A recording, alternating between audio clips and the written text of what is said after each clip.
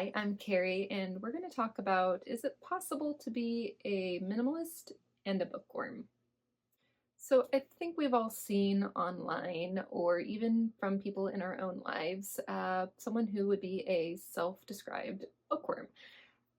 They usually have huge bookshelves, like entire rows, entire rooms of bookshelves, and those bookshelves are full of books, sometimes even like double layered books. And it's kind of crazy the things that people who are, book inclined on BookTube and Bookstagram and Book Talk, I think are the three sort of sub niches of bookish people online. This kind of boggles my mind sometimes, just how how many books they have. It's crazy, really. I think that there is because of this niche that has come across pretty much every single platform, there's a lot of pressure from these influencers. I guess they're called an influencer, to have the latest book, to go out and buy a book as soon as possible, and just to purchase a book even before you know that you like it.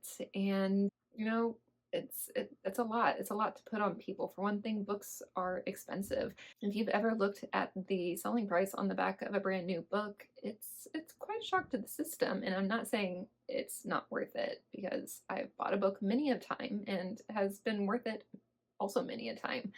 But when you get into the habit or the thinking that, like, I'm going to read a book, or I want to read this book, and where if your first thought is, oh, I need to order this book or go to a bookstore like Barnes and Noble or wherever you shop for books at to purchase the book new before even reading it, it gets a little crazy and out of hand.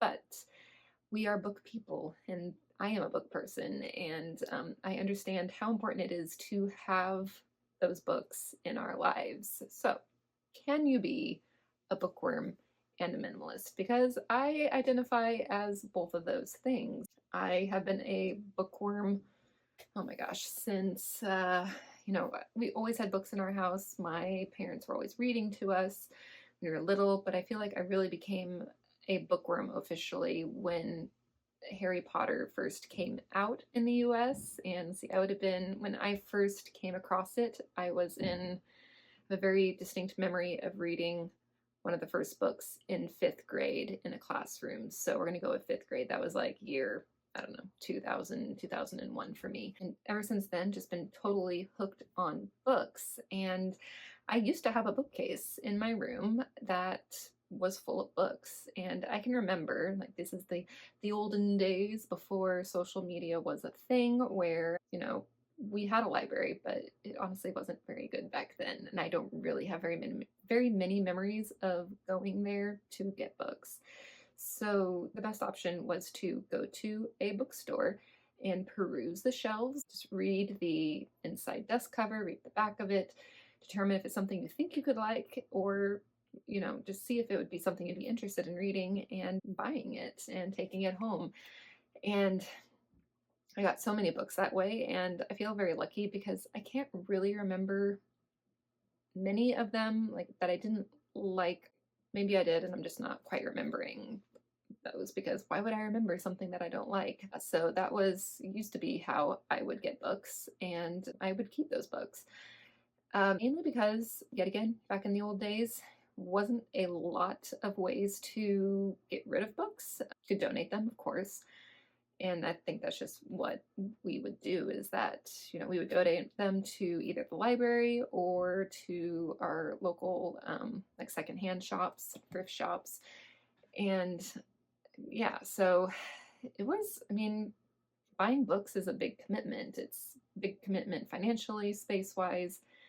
And as I become more minimalistic in my lifestyle, books have honestly were one of the first things to really get pared down. Like, even before I really went, like, really delved into minimalism, I had already pared down books quite a lot.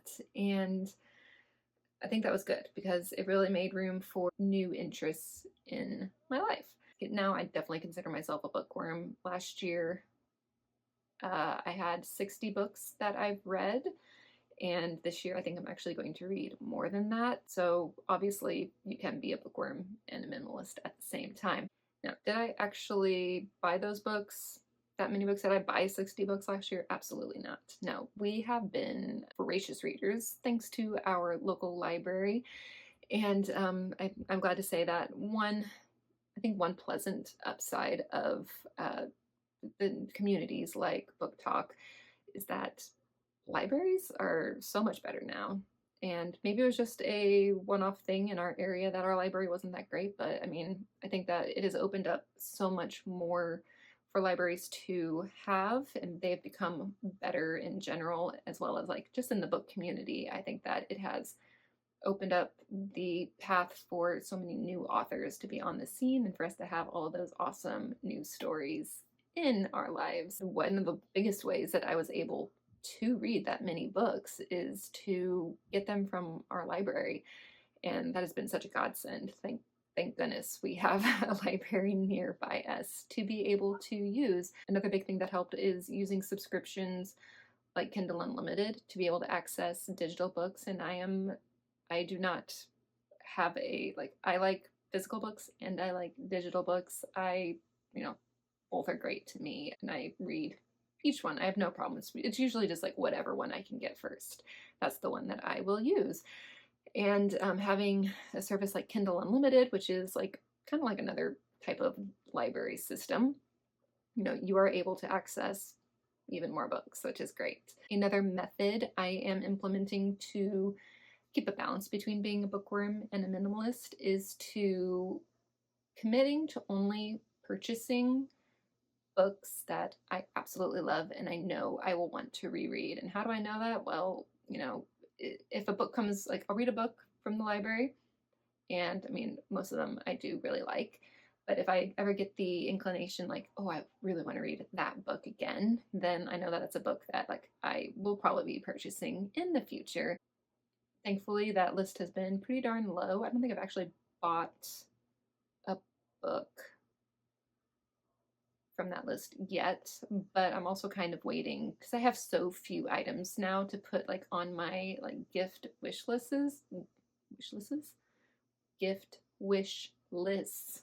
There we go. Like for things like Christmas and birthdays, I'm kind of saving those book titles that I'd really like to own for those kind of events. Yes, so I feel like that's a good way to really balance out, you know, being a bookworm and also, keeping minimalism in your life. Part of that is also, choosing to buy books, like physical books, secondhand if possible. Now, if you have your heart set on a very specific edition and the only way to get that is brand new, then like you get it. I mean, it's something that you love and that you'll treasure, and I think that's totally worth it. But a lot of books, they don't really have special editions, or it's just not a big deal to some people. It's not a big deal what the book like looks like on the outside. It's more about the story on the inside. So if you are able to purchase secondhand, that is always a great option. Another great way to balance out uh, having books and also being a minimalist is to purchase the digital ebook version of it. That just means that you have that book with you all the time. I like to think of my Kindle like my own personal little library shelf, because you can access and hold so many books on it at once and take it with you. And it's just been for, having to be on the go so much. It's really nice to just have to deal with a Kindle rather than like a book that's like this thick. So yeah, big believer, big supporter of ebooks, and I love it because it's also still supporting the author and keeping the book industry chugging along.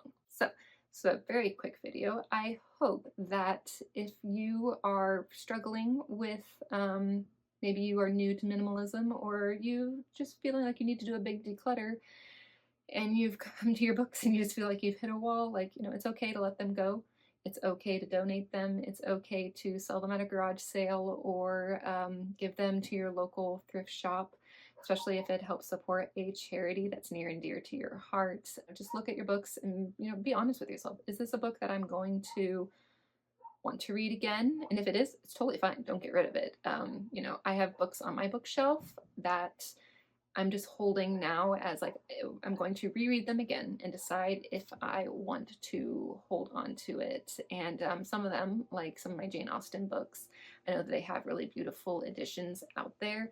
So I am rereading those slowly, trying to decide like do I want to keep this, and do I want to get a new edition of it? Because many of them are just the cheap uh, whatever classic edition of that book. So to me, some of them will be worth it to replace, some of them will be worth it to keep as is, and some of them I'm going to be totally okay with just letting go.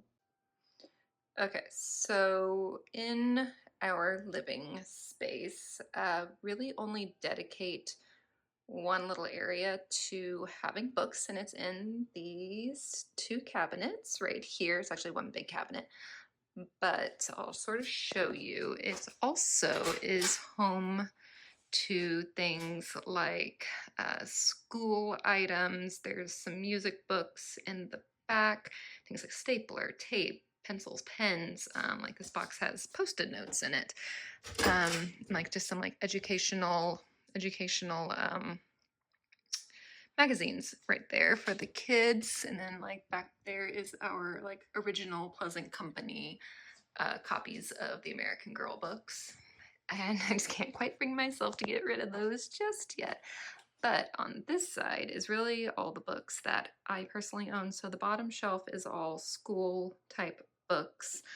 But the top is like fiction books. So, and even actually like the Harry Potter books aren't mine personally. They belong to the house. So like my parents, these are like the original Harry Potters that came out, like most of them, except for maybe like the first two, like we got those. The rest of them, like we basically got on the day that they were released, and they've been really great. So like beyond those, let's see, what do we have? We have The Lord of the Rings, which has all three books in one. That's one I'm holding on to see if I want to keep an actual copy of it. So wanting to reread it might also come in handy for the kids for school. So we'll be holding on to that one for now. And then let's see, most of these are books that I have gotten as gifts. So like this one right here, and the Last Graduate and Keeper of Enchanted Rooms. Those are all ones that I've received as gifts, and I like them. I mean, I love them. So I will be keeping them for now. Pride and Prejudice is one that it's actually like one of my favorite books, and it's one that I had just a cheaper, just basic copy of it, but I absolutely love this version. I think it is just so stinking cute. So I did upgrade that book to that version. And then these other two, like this is a self-help book by one of like my favorite teachers that he had published, and then the other one is one that was also for school, but my daughter said it was really good, so I've kept it because I would like to read it as well. But yeah, that is basically. Oh, and then I do have one more spot, so close these up and I will take you to it. Okay, so the second place I have books in our living space is in this little basket in my bedroom, and it sits right next to my nightstand. It's really cute. I love it so much.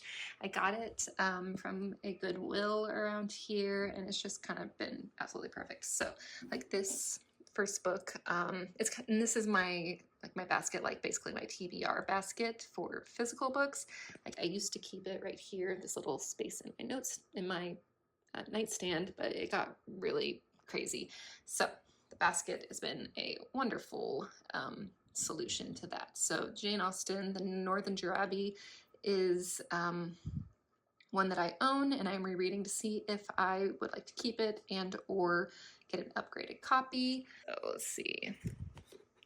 So this book is a library book. This is also a library book. And I have two books back here that I did buy, and I bought them from our library's book sale. earlier this year, and they're on my list, but I feel like they're more fall reads, more autumn reads. So they just keep kind of getting pushed to the back of my TBR basket. Well, we are finishing up more summery reads, and I think they're both ones that I hope that I love them. But if not, I think they're like maybe $1 each. So I'm okay with letting those go, either redonating them back to the library or to like a thrift shop around here. So nice quick video, like I said before, but that's it. Yes, in my opinion, you definitely can be a bookworm and a minimalist at the same time. And don't believe anybody else who says you can't. All right, see you guys next time.